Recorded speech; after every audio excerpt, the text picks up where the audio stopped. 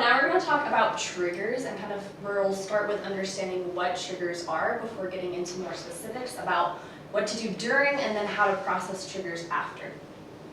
So understanding what triggers are can be helpful beforehand because you can know, okay, this is just what I'm experiencing. When you are triggered, it becomes a cue that takes you back to your traumatic experience. You have a bunch of different feelings, whether that's panic, fear, a sense of danger, being overwhelmed, sense of anxiety. All of these things are related to that sense of being triggered. What happens to your mind is you're emotionally taken back to that traumatic event. You don't necessarily have to remember moment by moment that traumatic event, but everything associated with that feeling, whether it's panic or a sense of anxiety, that's brought to the forefront of your emotional memory. Flashbacks can happen where mentally and visually you're taken back to that time and you see yourself in that traumatic event again. Disassociation happens a lot with traumatic events and fragmentation. Disassociation is where you're kind of watching it like a third person. It's a movie you're watching, you're not really a part of it, you're an onlooker. Fragmentation happens, what that is when you know the events that happened, but they get jumbled up. They're not in the right order. And so with that disassociation and fragmentation, causes flashbacks to those different moments or times, and emotionally it can become a very powerful experience, not necessarily knowing the order of the events that you experience, thus creating more triggers. And then with your body, if you have a lot of anxiety or have a lot of triggers, your emotional baseline for stress, that hormone can get increased, so you're naturally more susceptible to stress or other things that are going on, which can induce more triggers. And when your brain becomes triggered to the point of that anxiety or panic attack, your brain will go into fight, flight, or freeze mode, where you're in protection mode. You're not able to connect with other people, you're not able to access your higher functioning, because your brain is just like, how do I survive this trigger? So during it, it's really important to make sure you're safe. Whether it's physically or mentally, you gotta get yourself to a safe place.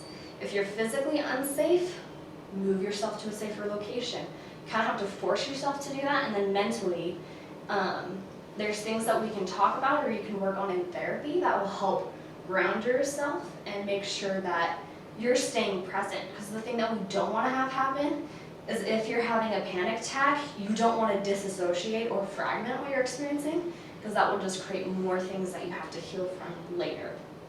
So, reaching out if you're in a panic and you're not being able to ground yourself or help yourself get through it, calling a friend, shouting to the person in the next room, hey, I need some help, can be really helpful to not let yourself be alone and to help yourself stay present. Breathing exercises have often been known to help. Some people it doesn't work really well. Self-talk, saying yes, I'm feeling panicked right now, but I know I'm going to get through this, I've gone through this before. Agree or disagree, disobey. If you're having a thought like, I'm going to die, a therapy technique is to say, you know what, my brain's saying I'm going to die, I disagree, I'm not going to die, I'm going to prove to myself that I'm going to be okay. Okay, so if you're all willing, I'd like to run you guys through something that I teach my clients quite often. It's a grounding technique for when you're in that moment and you're overcome with panic. This can be done anywhere, so just as I talk through it, feel free to do it with me. Just reach out and touch an inanimate object next to you or near you. Don't touch anything that's on you, you want it to be off of you. So when you're feeling panic, just find something solid, an object around you, and start rubbing it. And as you're rubbing it, think about how this feels. If you're touching a chair, this is bumpy, this is rough. If you're touching a banister, this is smooth, it feels like paint. If you're touching this, it kind of has two different textures. So think to yourself, how does this feel? And then say to yourself, this is just a chair. This is just a chair. This is just a desk. This is just a banister. And say that to yourself over and over again as you're thinking about how it feels, how it sounds, how it looks. Keep your eyes open. If you can, focus on some breathing exercises that you've thought about or done in the past. And just breathe through it. Say to yourself, this is just a desk. This is just a chair. This is just a banister. And you can feel yourself starting to calm down. And just keep doing that until you feel like you've become grounded again. The kind of concept is your mind has gone into that fight, flight, or freeze mode where, okay, I'm just trying to survive here. Therefore, your higher functioning isn't working to help you actually process and heal from the trigger. So being able to ground yourself and be centered and be able to think through it, grounding yourself helps get out of that fight, flight, or freeze. So that when you do remember what triggered you, you can think through it and work through the motions without losing that higher functioning in your brain. Sexual trauma happens between persons, between individuals. And so that damage and that hurt was caused in a relational setting. I'm a firm believer that that healing has to occur in a relational setting too. I love working with couples where one person or both have experienced sexual trauma, because as a therapist, I can help facilitate that healing to happen between husband and wife, no matter who experiences sexual trauma, or parent and child, depending on the age of the person who's working through their sexual trauma.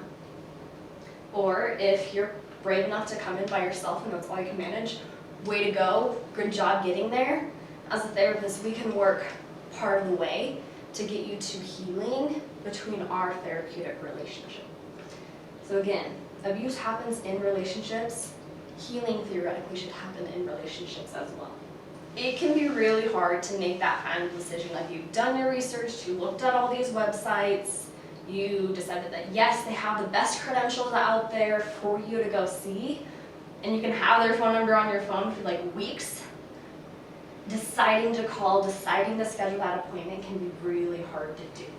It's a really crucial fact or part of your healing journey, because therapists do have training and they do have knowledge that can help you make sense of the things that you've experienced and make sure you have worked through the emotional ties, the deep ties of that traumatic experience for you to be able to heal. It helps, it's worth it.